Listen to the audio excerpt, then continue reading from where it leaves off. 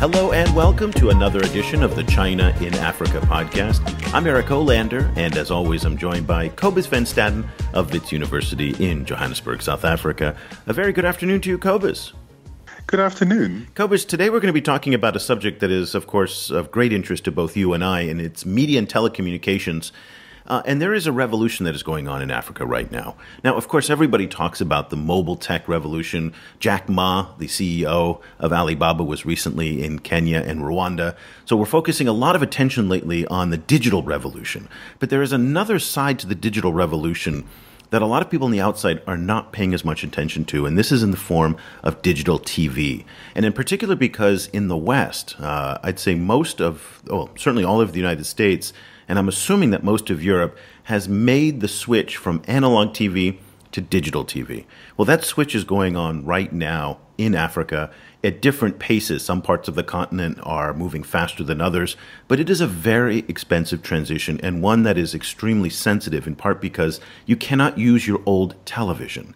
So when we make the switch from digital or from analog to digital, it requires either a converter box or a brand new television, and it can be very, very complicated. But there is one company in particular that is leading the charge on this, and it's a company that outside of Africa, very few people actually know, StarTimes. And for our African listeners, they're going to think to themselves, what? Who doesn't know StarTimes? Everybody knows StarTimes.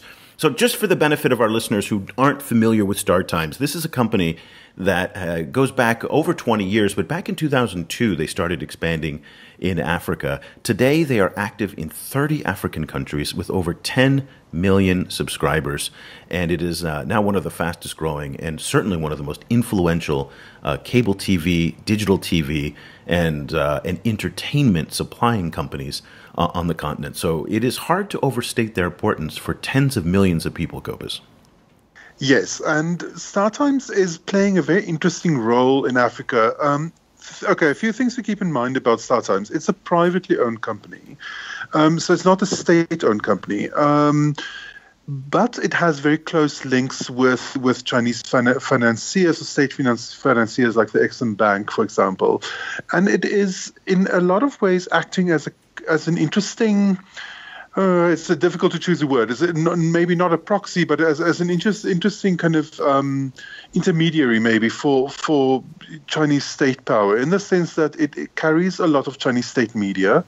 It is rolling out across Africa. It is one of the reasons why we decided to talk about this today is the fact that StarTimes has recently started providing satellite TV access for a lot of low-income areas in East Africa and West Africa.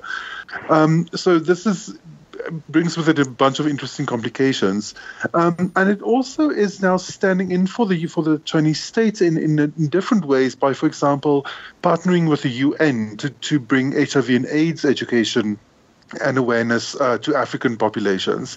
So it is playing this interesting, almost diplomatic role, while also fighting, kind of the battle for the kind of growing satellite TV market in Africa, which is growing very quickly, where it is up against a South African company called MultiChoice, which is has in the past dominated satellite TV in Africa as a whole.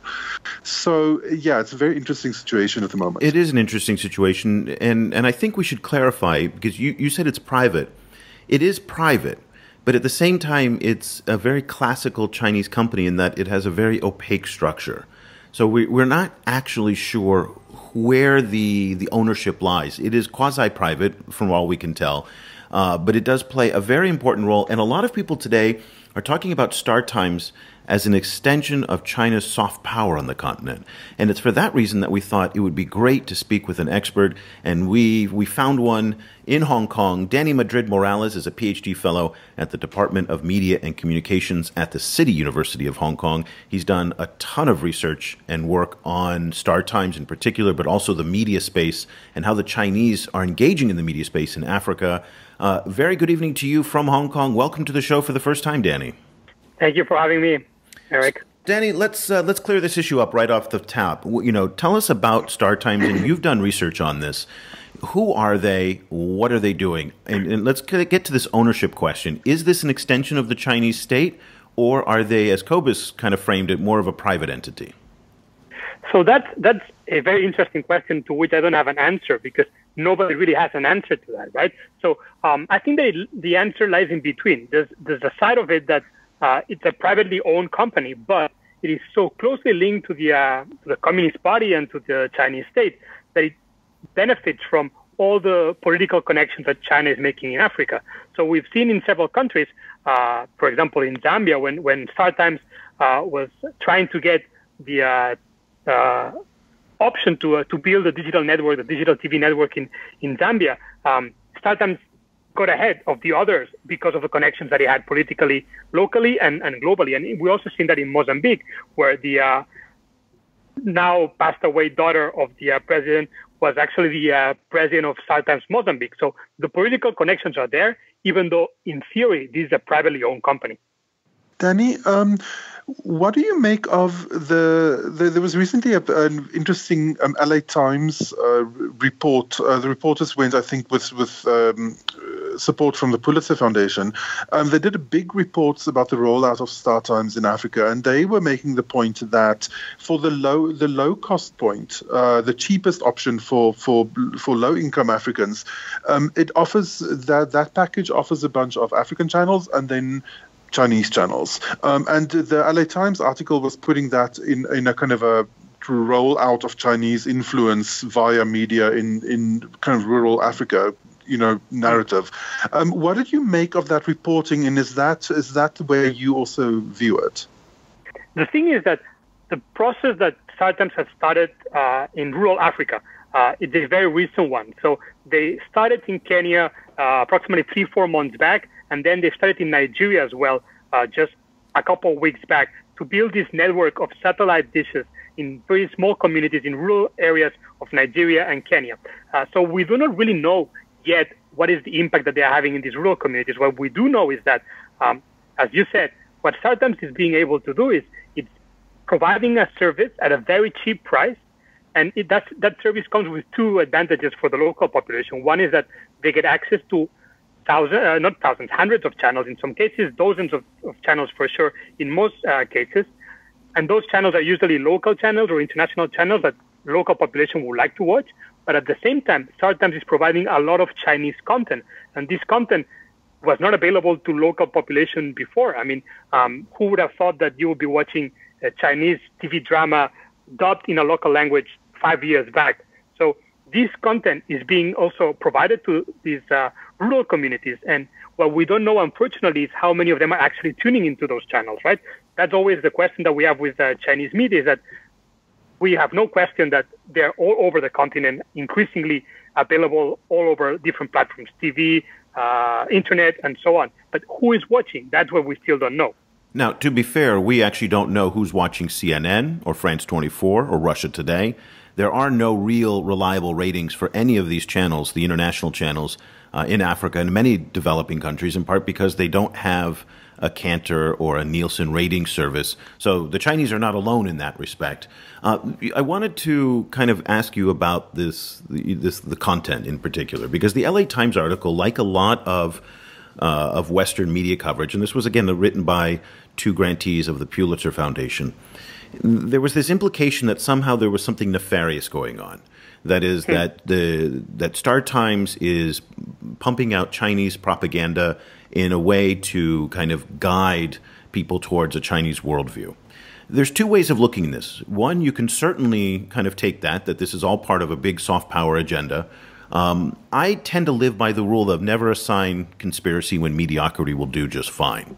So there's another way of looking at this maybe, and I'd like to get your take on it, that possibly because of their relationships with Chinese program providers, they're getting free or low-cost programming.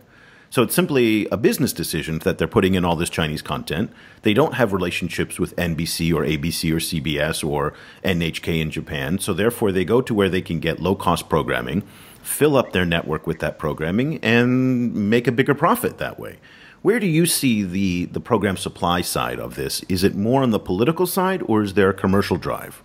You touched on a very interesting point, Eric, here, that I always say the same thing. When we look at what China is doing in the media industry in Africa, we tend to focus way too much, or maybe not us, but generally Western media, as you said, tend to focus on this political dimension, on the brainwashing dimension that is supposed to exist behind the media engagement that China is having in Africa. But we forget that in many cases, it's a very strong business dimension to it. So as you mentioned, one of the reasons why certain channels are available on StarTimes and others are not is the low cost. For example, you will not see CNN on any of the packages provided by StarTimes. And one of the reasons is that CNN, being able to carry CNN on a cable network or on a satellite package, is actually a very expensive product to carry.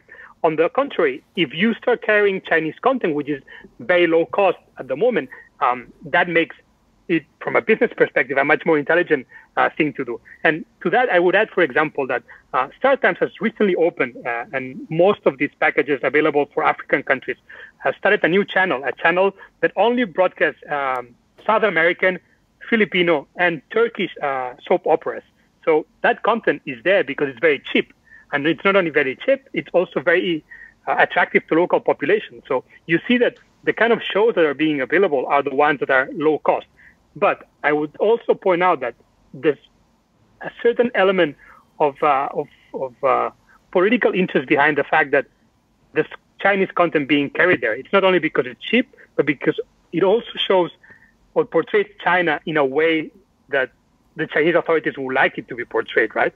So I don't think we need to be careful, right? So we need to think of the economic dimension of the relationship, but also there's a slightly certain thinking behind it of what image of China does StarTimes and the Chinese government want to portray to Africans. Cobus, let me come to you now and ask you a quick question here, because as a media scholar, you might have an interesting take on this, and someone you've written quite a bit also about the definition of soft power.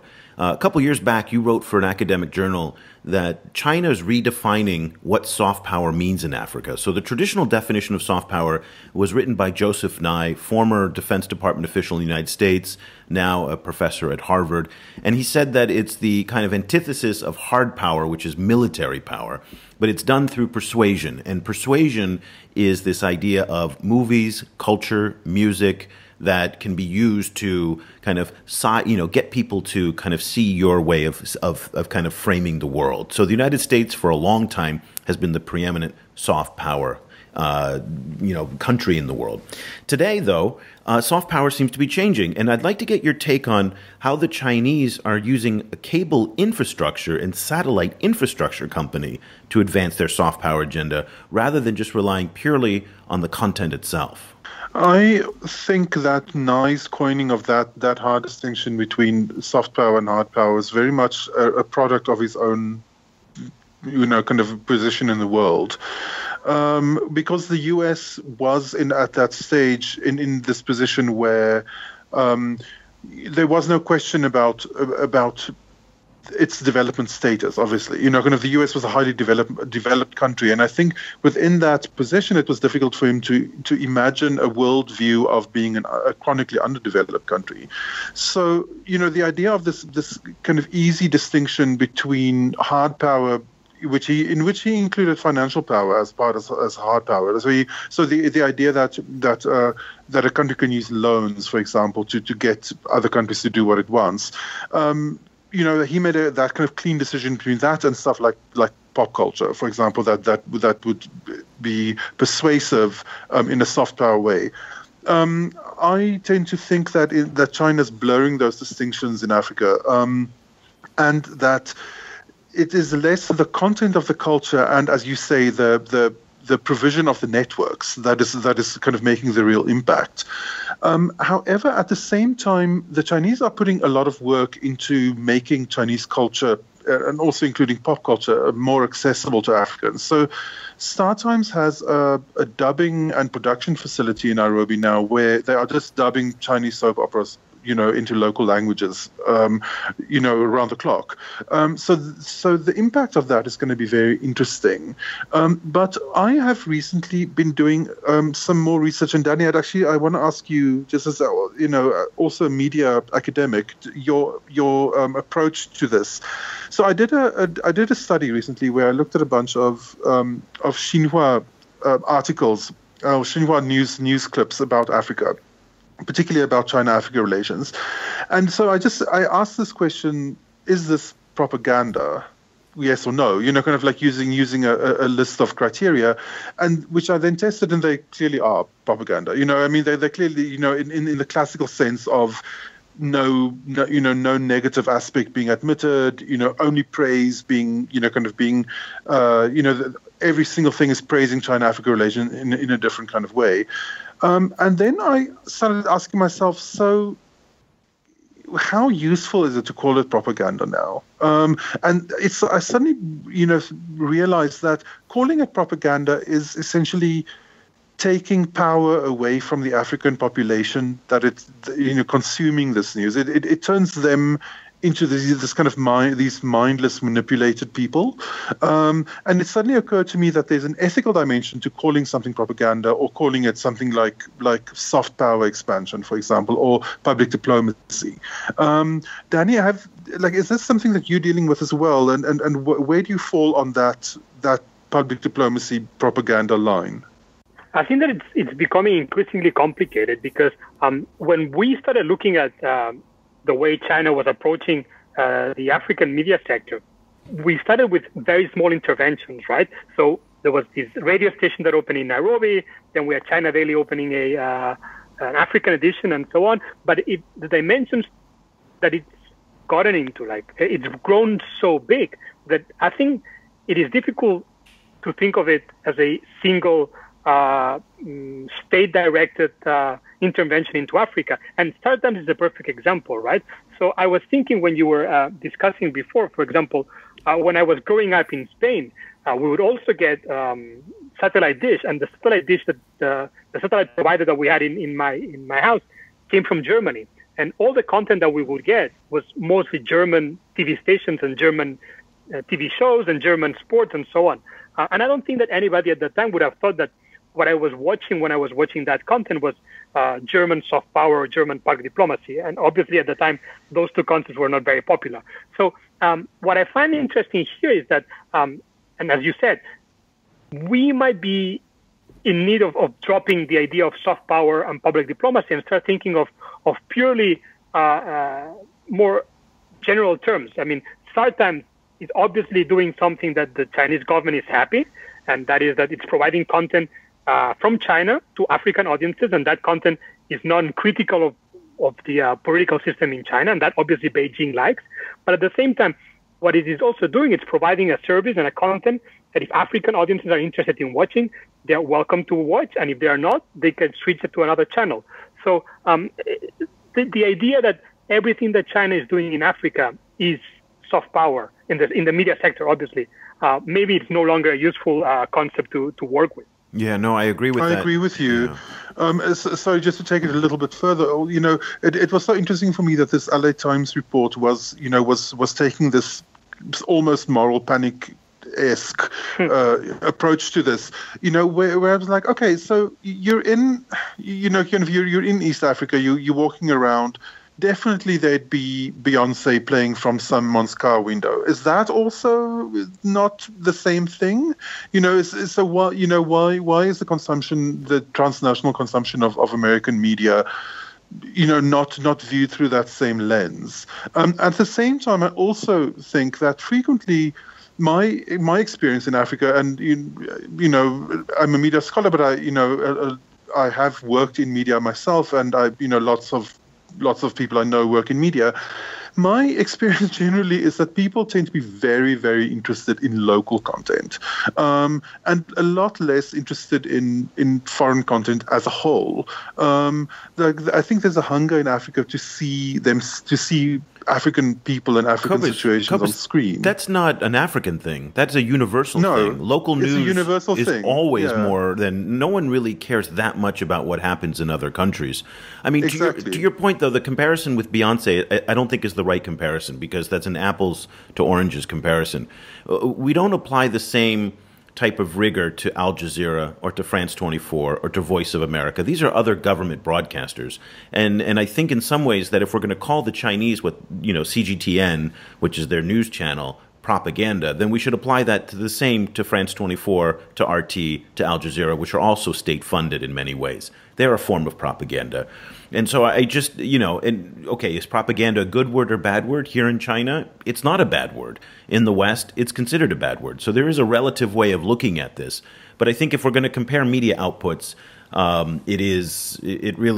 we have to compare the other state broadcasters, and they're all doing this. China is no different than what Qatar is doing with Al Jazeera, in my opinion. Dani, let's talk a little bit about the output. So we've talked about StarTimes as the delivery mechanism of the content. You've also done quite a bit of research on the substance of the content, and that is CGTN in particular. So CGTN, for those of you not familiar, used to be called CCTV, China Central Television. They have since rebranded themselves to be China Global Television News or Television Network. I'm not sure which one. Network. There we go. It is truly some of the world's most boring television programming you're ever going to watch. I mean, it is just god-awful. At least I'll say Al Jazeera and France 24 make a little bit of effort on kind of making dynamic programming. I mean, you would think that someone like me who kind of consumes vast amounts of China news would love watching CGTN, and if I watch more than 3 minutes, it just puts me to sleep. That said, one thing that you brought up in your research was while many people may not actually watch the channel, so the channel itself may not be popular, but people yet across the continent, particularly in South Africa and Kenya where you did your research, may still be consuming a lot of CGTN content. How are they doing that? So what we found, one of the research projects that I was involved with Herman Wasserman at the University of Cape Town, we looked at how people actually engage with Chinese media. And what we found in Kenya, for example, is that even though CGTN is widely available across the country, people do not tune into CGTN. Usually they just go past whatever, it's number 120 on the StarTimes package. But what they do is they tune into the national broadcaster. So KBC, which is the Kenyan national broadcaster, the Kenya Broadcasting Corporation, it's a public state-owned TV station, gone into an agreement a few years back with CGTN. At the time, it was called CCTV, and they agreed that they would rebroadcast content of CGTN for 1 hour a day every night from 11 p.m. to midnight. And by the way, that time slot used to be for CNN. So KBC used to have an agreement with CNN that they would broadcast CNN news from 11 to midnight. And now that spot has been taken over by CGTN.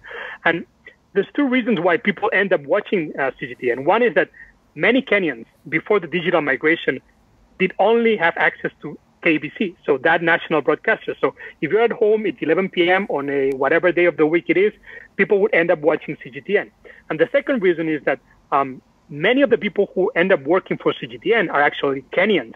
And those faces, that's Penina Caribe, that Beatrice Marshall, those faces, those journalists that are on CGTN sound and look very familiar to our Kenyan audiences. So at least in Kenya, people ended up watching that because either they had no choice or it just simply was familiar to them. Yeah, it's very interesting to hear how that actually works in real life. Dani, recently there's been a lot of announcements of enhanced media cooperation between Chinese state media and African media outlets. So there's been a flurry in the last 2 weeks of these kind of announcements that, there's going to be greater cooperation with Nigerian media. Several of those events have happened across the continent. What do you make of this sudden series of announcements of closer cooperation? And what do you think what would you guess would this kind of closer cooperation actually entail? So if we follow the official narrative, right? So after the FOCAC is the Forum of Africa and China Cooperation that took place in Johannesburg in 2015. So if we follow the official narrative, is that both sides, China and African countries, agreed that there needed to be more media cooperation. And China is very happy to do that because I feel that they've found out that it's actually through these cooperations. So when they're actually working with an African partner and they're either delivering services or content to African partners, that's much more effective than creating or hoping or expecting that the local population would use the Chinese platform. And I think that a very good example is CNC. CNC is a TV channel owned by Xinhua, and CNC is probably the least well-known of all of China's foreign-oriented media. So CNC is also on StarTimes. CNC is also on DSTV, but nobody watches. Even I don't think most people that we would ask wouldn't even know what CNC stands for. But CNC provides content also to local stations. Like the one you mentioned in Nigeria, they got into an agreement with the Ghana News Agency and with other providers. In South Africa, for example, they got into an agreement with the Independent Media Group, which is now partially owned by a Chinese company as well. And through these agreements, they're providing the content, and this content then is redelivered to local audiences without being told that it comes originally from a Chinese source. And it's through these agreements that content is being delivered, and that's much more effective than hoping that, I don't know, any gentleman would say, okay, I'm going to watch CNC because I want to watch CNC. Yeah. Dani, we're just about out of time, so I'd like you to do me a favor and just kind of step back and wrap up kind of where you see things going. The combination of StarTimes with over 10, I'm looking at the numbers again, 10 million subscribers, the growing presence of Chinese media, both on the StarTimes platform, but also on traditional platforms, traditional TV, and increasingly digital as well. Where's your research taking you in terms of what the near future holds for Chinese media in Africa? I think that what we need to be looking at in the future is that it's going to become normal, or somehow normal, that Chinese content is going to be distributed across the continent, that some people will be watching it and some people will not be watching it. But maybe we need to stop thinking, as we mentioned before, right, that this framework through which we always look at Chinese intervention is that, oh, there's some dark idea behind it or dark intention behind it. And what it simply is that a global power like China is going to go into the global TV market and the global content market. It's going to provide content to local audiences, and some of them will watch and some others will not. And if they watch, then they will know more about China. And if they don't, they will not know anything more about China than what they already know. Dani Madrid-Morales is a PhD fellow in the Department of Media and Communications at the City University of Hong Kong, and he's one of the foremost experts on Chinese media in Africa, in particular on StarTimes, and this is definitely a company that if you're following this subject, you're going to want to keep an eye out for. Hey, Dani, are you on social media anywhere? If people want to follow what you're reading and writing, is there any way for them to stay in touch with you? I'm on Twitter, and my handle is dmadridm, and they can find me there, and they will see what I do and what I write. Fantastic. Well, we'll be following you there as well. Thank you so much for joining us. We really appreciate it. Thank you for having me. Copus, I got to say that I agree with Dani wholeheartedly that, this idea of every time China does something, it is ascribed this kind of conspiracy with it. And I have to say it before I get the emails and the tweets. I am not saying this to defend China in any way. I've been accused of being a panda hugger for these kinds of comments. That's not the point. The point is the fact that I think that China is behaving like every other major power, as Dani pointed out. We don't, and I think you mentioned this too, we don't, ascribe the propaganda label to the VOA or to Radio France International or even to the BBC, which is publicly funded in many ways. The BBC is a little bit different beast, but certainly Al Jazeera, RT, and these others are all out there competing for audience shares. And I think that the Chinese, like they are in other industries, are behaving in many ways in a private sector capacity with a private sector mindset, maximizing revenue, maximizing profitability. And is there a political component to it? Probably. There always is with these kinds of companies. But is that the driving mindset? No, I don't think so. And that's where I thought the LA Times article was off base, and I tend to more agree with Dani. Yeah, I agree with you. I think in the first place, this rollout is so complex that it's difficult to ascribe a single motive to it. There's many motives happening at the same time. One of which is definitely the idea of taking control of the narrative, which is something that the Chinese government has always been very explicit about, is saying that they feel maligned by or misreported on by Western media. Western media has been very dominant in Africa, and they would like to get their own voice into that equation. I think from an African perspective, frequently Western media is just as strident pushing Western ideas as the Chinese media is pushing its own ideas. So it's a kind of the mix is important rather than the idea of propaganda or not propaganda. Finally, what I find fascinating about this, especially the rollout of Chinese soap operas in Africa, is it's going to be amazing to hear what African people think of these Chinese soap operas. And in the second place, it's going to be very, very interesting to see how this influences African aesthetics. Because African media is exploding. Africa has a youth bulge. The music industry is exploding. African Instagram is amazing. African fashion press is exploding. In the next... I'm willing to bet money that in 20 years from now, African youth culture is going to be the most influential youth culture on the planet. Maybe not 20 years, maybe 30 years, but yeah. I think it is. African youth culture is going to be what Japanese youth culture was in the 90s. And so it's going to be very interesting to see how the Chinese influence kind of works its way in there and how it changes the way that the young up-and-coming African culture producers, how they do their work. I'm a little skeptical of you on that one. I think in order to be as influential as you're suggesting they need to be, there needs to be a giant infrastructure behind them. So you look at what the Koreans have done, and it's not just the shows, it's not just the music. It's this whole machine that's behind them that supports the K-wave, K-pop phenomenon. Same in the United States as well. And I'm not entirely convinced that Africa's entertainment infrastructure is strong enough to push that out. I don't know that I agree with you. Maybe it's because I'm in South Africa. Because South Africa, over the last 10 years, South Africa, for example, has emerged as a house music center as well. It's one of the most influential house music, producing countries in the world. Like South African house music is being played all over Europe, for example. And they don't. I don't know with the internet whether one still needs that old, the Korean wave model anymore. A lot of these people are just putting their work online, which doesn't mean that they necessarily make money out of it, but it does mean that the influence is traveling. I don't know. We'll see. We'll see what happens. Call me skeptical that the vast majority of the tracks you listen to on Spotify go to about 50 people. Justin Bieber being one of them. Same phenomenon we've seen on YouTube. So, while there is all this choice, people still rally around Ariana Grande, Justin Bieber, K-pop, and, and these big kind of acts. That doesn't mean that there isn't room for other people. And I certainly think the Chinese are going to try to make their way in Africa to do this. But you can see this is a highly, highly contentious issue, a fascinating issue, and one that we're going to continue to follow, especially because, obviously, Cobus and I have backgrounds in the media and something that we're interested in. But it is also fascinating because of how many lives television touches, both on the infrastructure side as well as on the programming side.